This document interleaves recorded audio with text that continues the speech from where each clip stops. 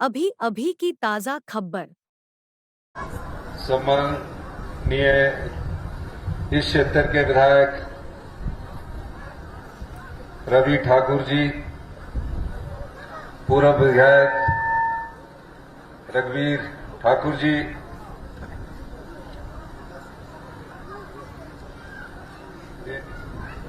शमत एडकोम्पा जी, सभी सम्मानित मंच पर बैठे हुए अधिकारीगण और की मोनेस्ट्री में रहने वाले सभी हमारे मॉन्क्स और आसपास की पंचायतों से आए हुए स्पीति वासियों, सबसे पहले तो मैं आपको 15 अप्रैल जो हिमाचल दिवस के रूप में मनाया जाता है उसकी बहुत बहुत शुभकामनाएं देता हूं।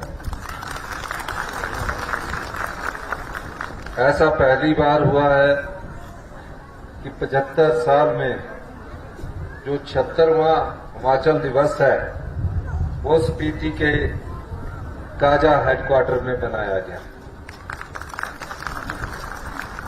हमारी कांग्रेस की सरकार को बने हुए अभी महज 120 ही दिन हुए हैं कि मैं खुद आपके 2 दिवसीय दौरे पर आया।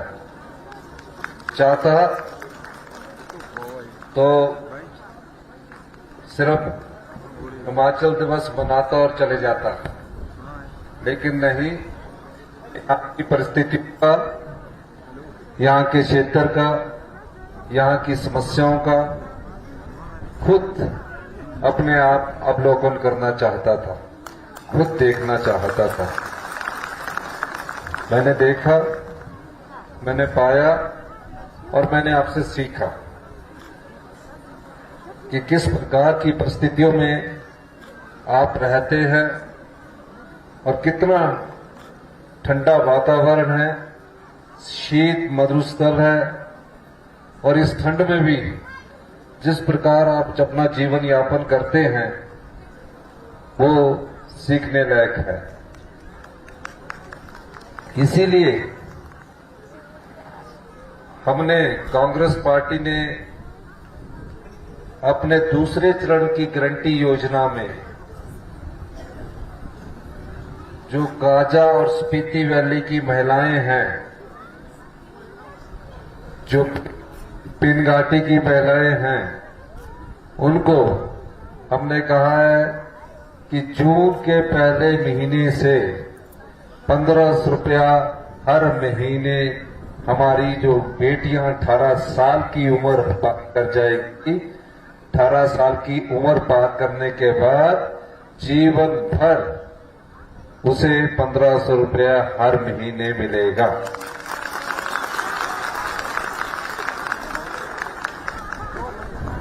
यानी कि साल का 18,000 रुपया सरकार देगी,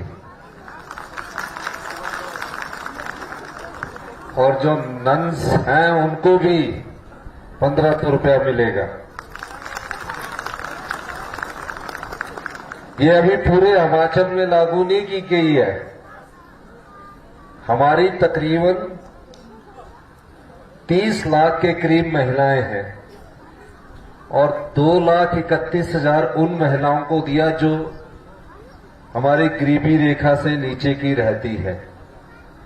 पर काजा में हमने इस योजना को, जो हमारी ये योजना है, उसको हमने इस स्पीति वैली में हिमाचल दिवस के रूप में जून से लागू करने का फैसला किया है।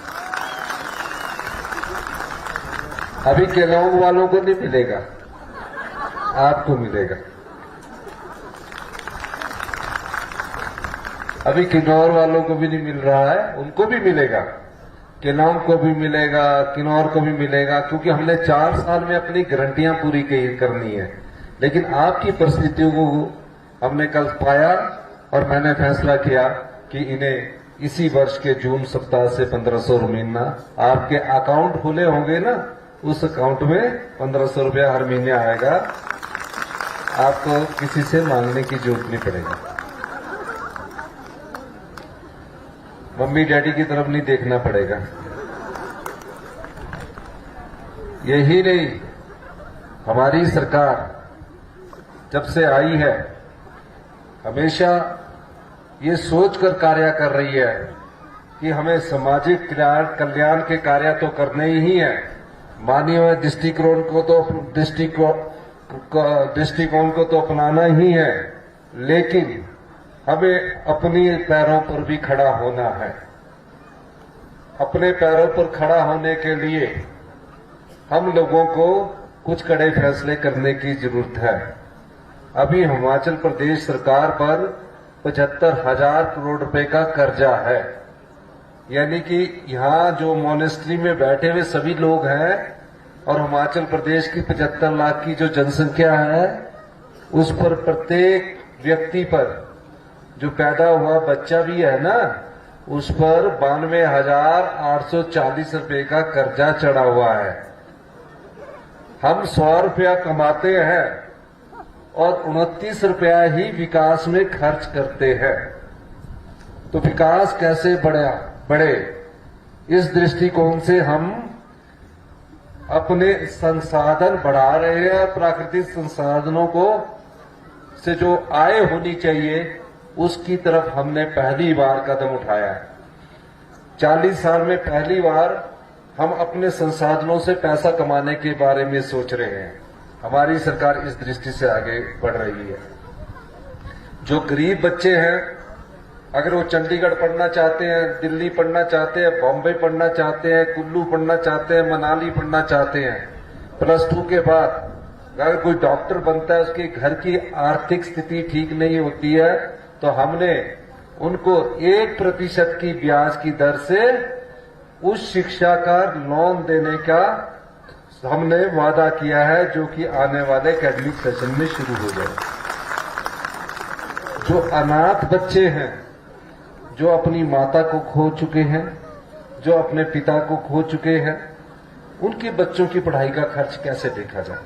कोई अनाथ आश्रम में रहता है, कोई अपने चाचा जी के पास रहता है, कोई मामा जी के पास रहता है, कोई रिश्तेदार जी के पास रहता है।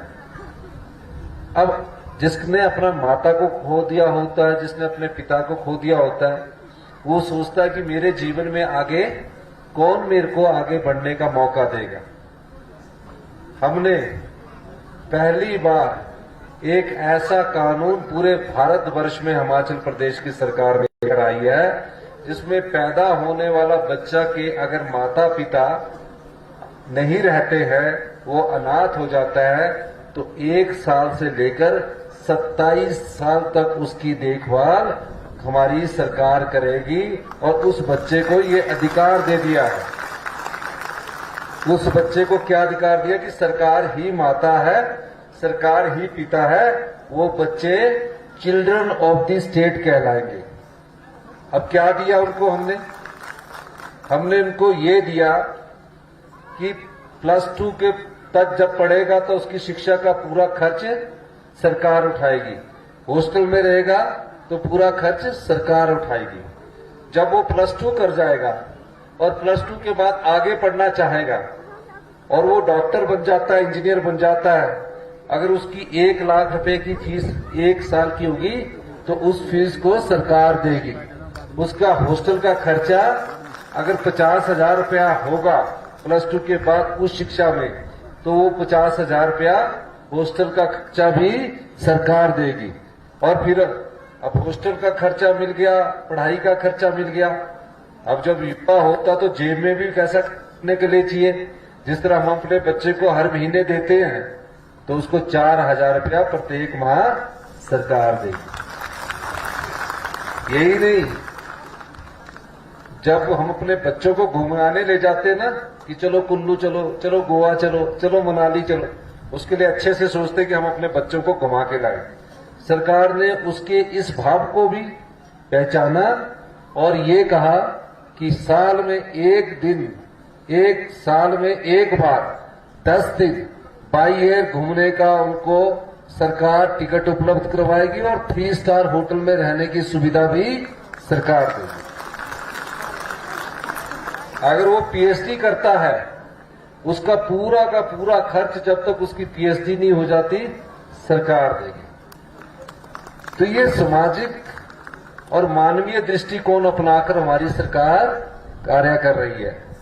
फिर कोई विधवा हो जाती है, गरीब विधवा है, उसकी आय का साधन नहीं है, हमने कहा जिस गरीब विधवा की आय 2 लाख रुपए से कम होगी, कितने से, उसको मकान बनाने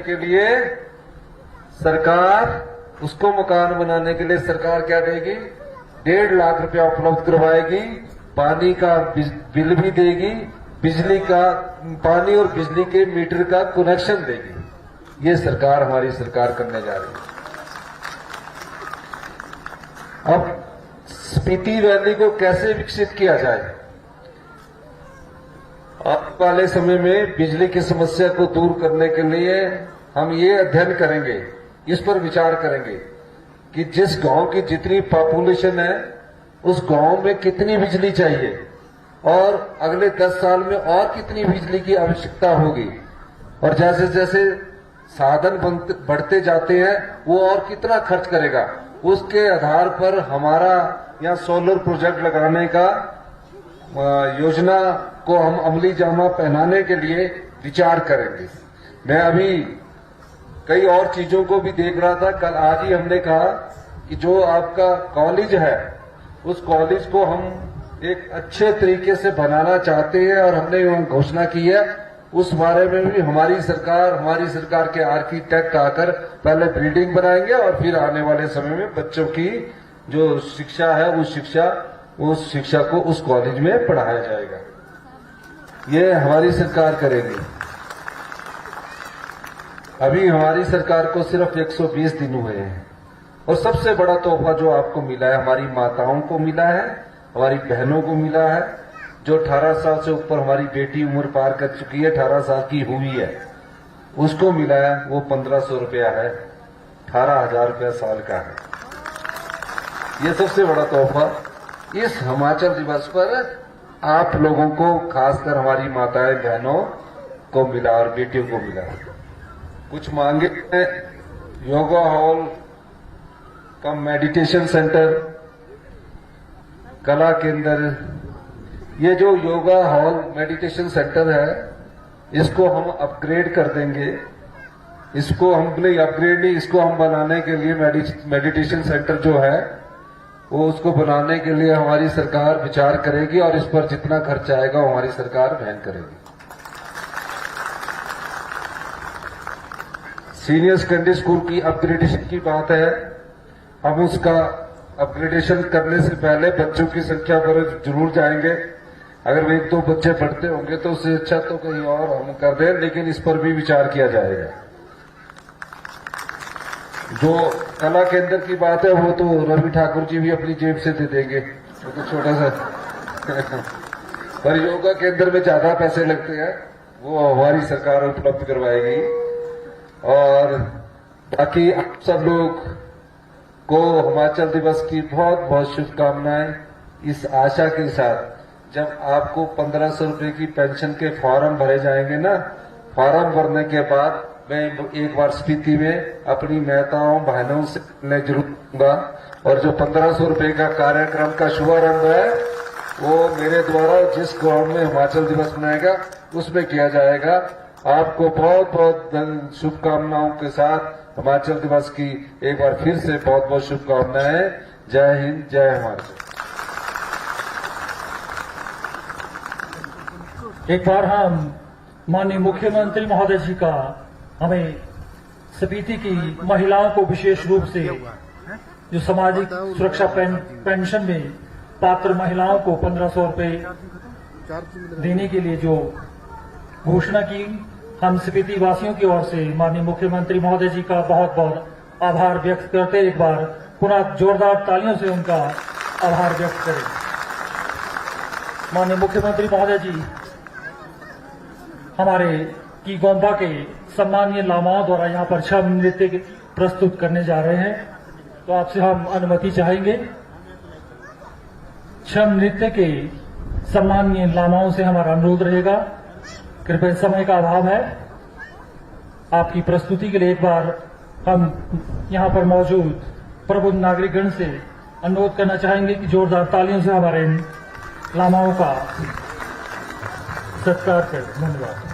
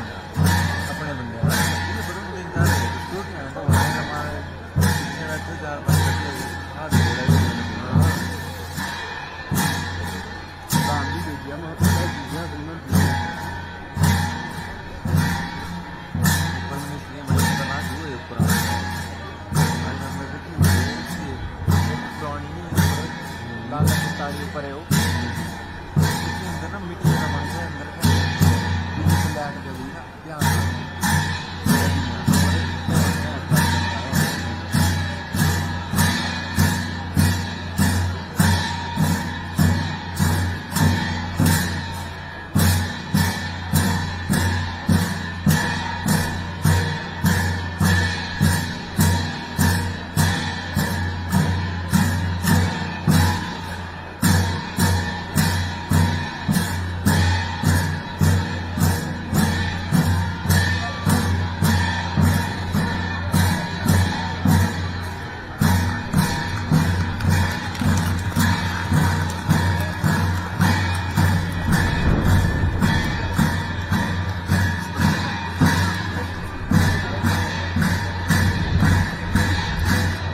एक बार जोरदार तालियों से हमारे सम्मानीय नामाओं की इस प्रस्तुति पर तालियों से इनका हौसला बढ़ाएं।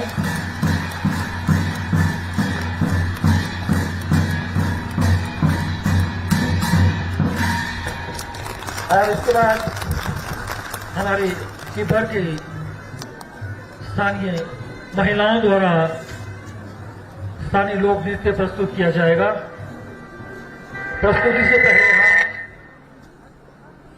प्रस्तुति से पहले हम आदरणीय विधायक श्री रवि ठाकुर जी से निवेदन करना चाहेंगे कि कृपया अपने प्रेरणास्पद विचारों से हमें अवगत करवाएं।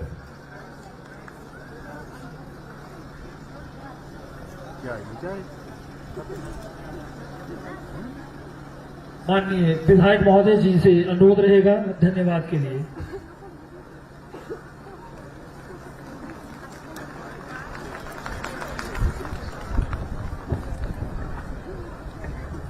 परम आदरणीय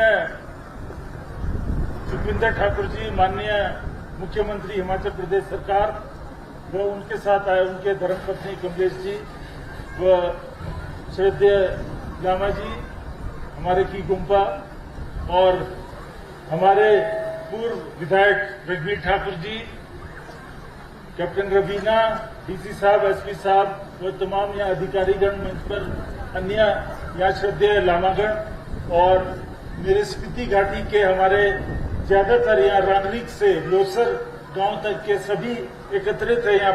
और ताज़ा खबर के लिए हमारे चैनल को लाइक और सब्सक्राइब करें। धन्यवाद गेटवे न्यूज़ नेटवर्क टीम की तरफ से।